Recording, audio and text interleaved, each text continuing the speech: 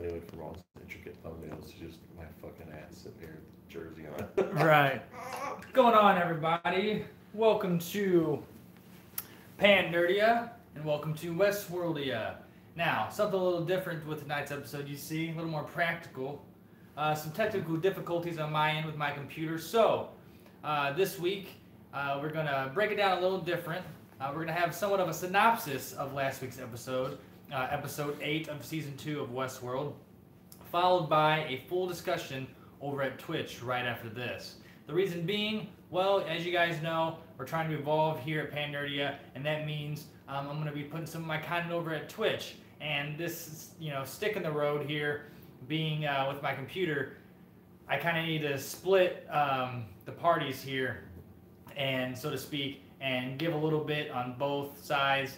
But I'm leaning more towards Twitch here, and we're going to do a full discussion. But first, Pete, why don't you give me the eloquent words of tonight's episode? Will do. Or last week's episode, I apologize. Welcome again to WestWorldia, only brought to you by PanNerdia.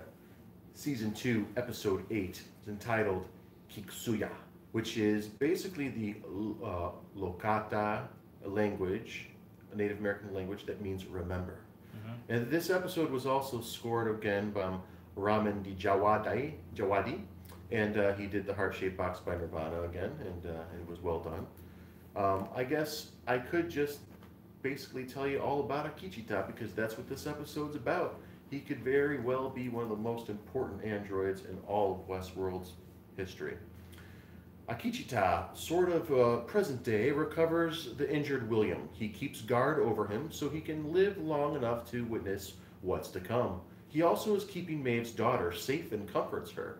Realization of her past narratives helps her, and also by telling her his own very few past stories. Akichita, his history at first, before the parks opened, he was a peaceful host with his wife Kohana and a small tribe group. One day, he wanders into a town that seemed to pop up on him. In this first Wyatt massacre of hosts and Arnold himself, and all under Arnold's command, so to speak, we also find the symbol of the maze. He, at this point, started becoming aware, thus sentient. Akichita is discovered by park staff, and they find out quickly that he is an original early model and has not died in over 9 years. It's pretty fascinating. So they, because of this, he is slightly updated and released quietly back into his living quarters. Akichita, reprogrammed as a bloodthirsty warrior, though, finds Logan. That's right, Logan that was sent off naked to be exposed, by William back in the day.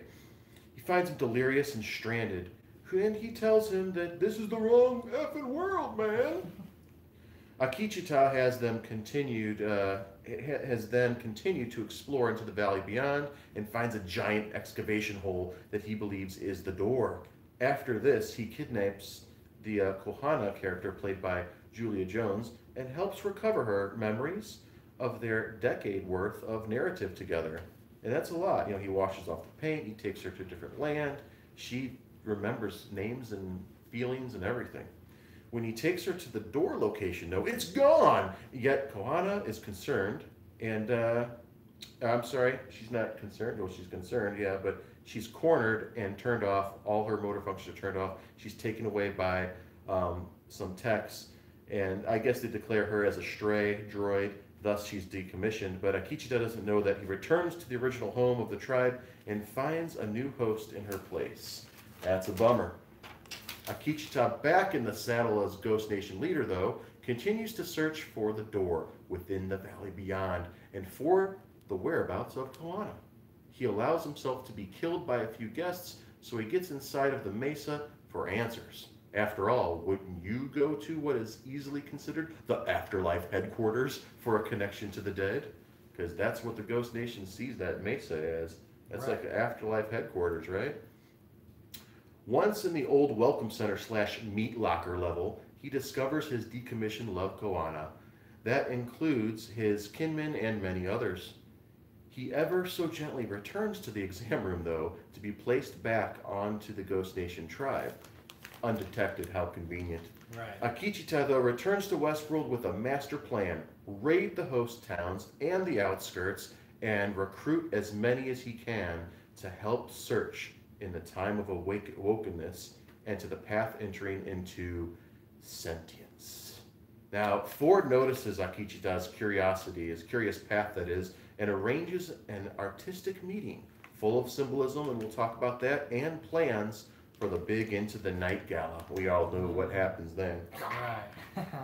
So, I'm not sure how impactful his group was, the Ghost Nation group was, in the background of that last episode of Season 1 during the Dolores clipping of Ford and the rebellion versus the guests and the staff, but he was there for it, and he was commanded to Ford, by Ford, to show up when, the Princess of Darkness, I guess you could say, the Grim Reaper herself, the Deathbringer, Dolores, offs him.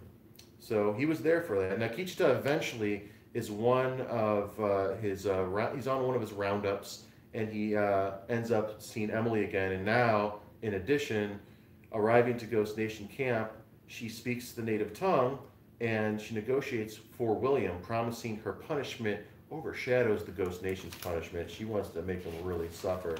And it works, and they load him up on the freaking horse, on his wound, down on the horse, and off she takes him. But finally, after watching such great acting by Mr. McLaren himself, Zahn McLaren, who, by the way, is part Lakota and part Standing Rock Sioux, and that really brought authenticity to the show, even though this Ghost Nation tribe is totally a baby of the creators of this show. They took real language, linguistics artists and teachers and stuff. They made sure that things were said correctly and that language was carried through.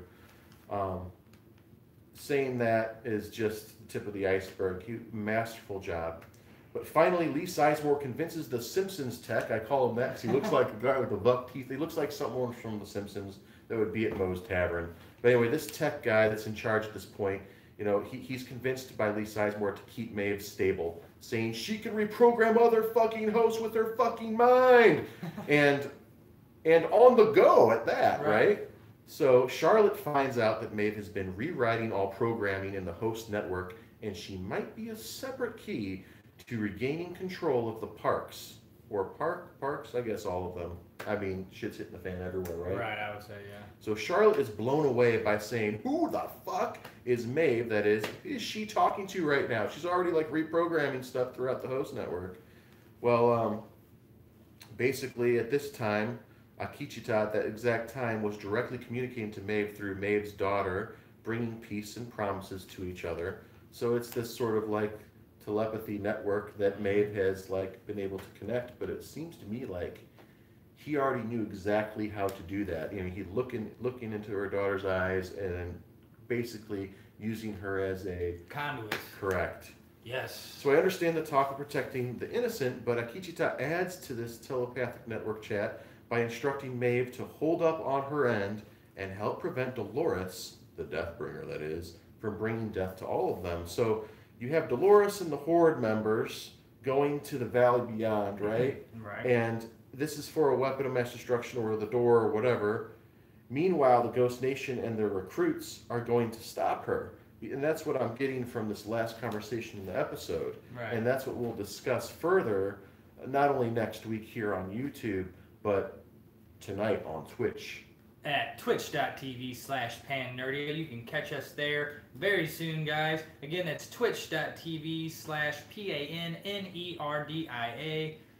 We will be going live here in just a few minutes, right after this air session goes off. So, thanks for joining us here on YouTube, guys, with PanNerdia, WestWorldia, WestWorld Season 2, Episode 8, Synopsis, and review discussion over at Twitch. Remember, whenever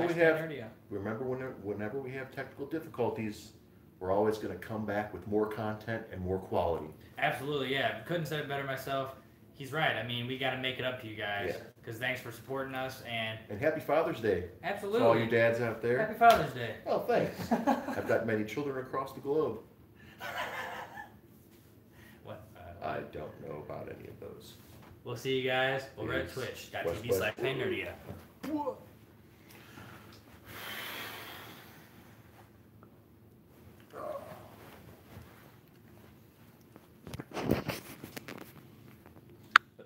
It was paused the whole time.